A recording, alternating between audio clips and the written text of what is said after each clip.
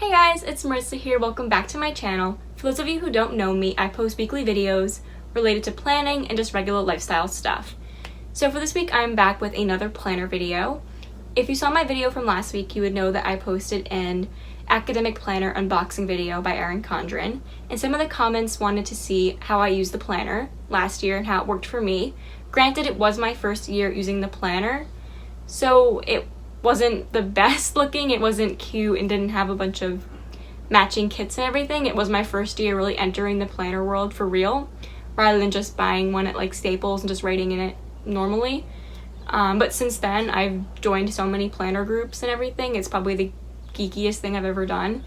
But, so yeah. So it's not going to be the prettiest planner, but it definitely kept me on track, and it worked for me.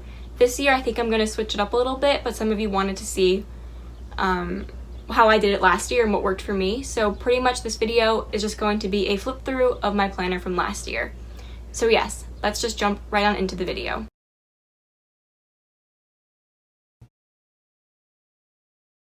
Alright, so now we're at my desk, and here we have my planner from last year. I'm not sure if I said this already, but last year I had the academic planner from Erin Condren. So here's the cover that I put on it. It's not the cover that I originally bought with it. I originally bought a cover that had lemons on it, but it's in my drawer, so. And then when you turn the page, I ended up buying a dashboard for groceries. As you can see, the marker didn't really come off a lot, but that's because I tried using Sharpie and alcohol wipes, and it came off, but not as well as I'd hoped. So if anyone has any ideas on how to write on this without it coming off when you close it and without it staying on permanently, please let me know. So then we have, flipping the page here, we just have the opener where it says like your name and the school you go to. And I didn't do anything fancy on this page, I just stuck to how it came. And when you open the page here, we have the yearly overview. As we can tell, I kind of fell off using it when Corona hit. In all honesty, I kind of gave up planning altogether because I was literally sitting home doing nothing. So I've been slacking a little bit, but when I did use this originally, I used the dots to track vacation time, and pretty much that just meant time off from school, such as Christmas breaks, Thanksgiving break, spring break, all that stuff. And then last summer I had a part-time job as a hostess at a local restaurant, so I just put the paydays in here with the yellow dots, and I like how they're transparent, so you can still see the date, but still have like something on it. And then for the green dot, I just used final exams for those and just put those in when they were. I'm pretty sure I'm going to stick to this method next year with my new planner, especially the vacation one and the final exams. I want to try and put a few other things here too, but I don't know what's going to overlap and what isn't.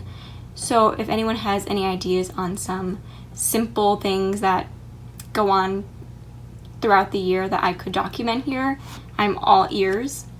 And then this tab, here we have the tab projects, and then when you flip to the projects, it's pretty much an area for you to put what class it is, any details that come along with it, like a prompt, for example, deadline, important dates, and then over here there's like a little completed area. I didn't use this area as much as I was hoping to. I think next year I'm definitely going to utilize it more since it does appear again in the new planner. However, it is in the monthly section now. Instead of having its own tab, it makes a repeat appearance each month, which I think is better. I really think I didn't use this as often as I wanted to because it was in the beginning, it was shoved to the front, I didn't think about it. Honestly, I kind of forgot this section existed. There was no section for class schedule in this planner, which I thought was strange since it is an academic planner. And they did end up adding that to this year's planner. So if you do buy the 2020 to 2021 academic planner, you will have an area for your schedule. And if you want to see a flip through of the new planner, that video is posted on my channel right now. So instead of having a designated area for my schedule, I just printed out my own chart and taped it in. It's not my favorite. I don't really love how it came out, but it was the only place that I was able to put it in. So there's that. And then we have the monthly section. Alright, so we're going to start on this page. This is pretty much where I started using it for school full-time and actually utilizing the planner. It's very colorful, which I'm not a huge fan of, but it really kept me on track. Usually in events that aren't school related or aren't really academic, I should say aren't academic related, I did in like a gray pen, so I was able to easily distinguish between school and non-school events. So as you can see, here's where I started to do the to-do list as my homework. So I have the homework that's due that day in the middle, and then what I wanted to do that night in the to-do list on the side. And that kept me on track because in the middle I could see what was coming up. Like, say it was a Monday, I could see what was due on Friday, so I was always staying ahead. And then writing down what I wanted to do that night in the to-do column also kept me on track because I wasn't missing any homework and was able to see what was coming up. So I know a lot of people usually put their homework in the middle and don't really plan ahead like that. Some people even find what I do kind of confusing, but it really works for me. And like I said a bunch of times, I'm able to see what's coming up, so I'm always aware of what's next. So it's not really a surprise when I turn to the syllabus and see that, oh, there's actually a test coming up, whereas I've already known that for the last 3 weeks because I just continuously flip through it. So that pretty much wraps up my flip through of last year's planner. I know it was kind of brief and there wasn't that much in it. This year I really hope to expand on the entire planner and get the most use out of it. But like I said in my intro, that it is my first year, well, it was my first year using a real planner, I guess, that people really go hard for. I didn't realize how big the planner community was. I thought I was alone.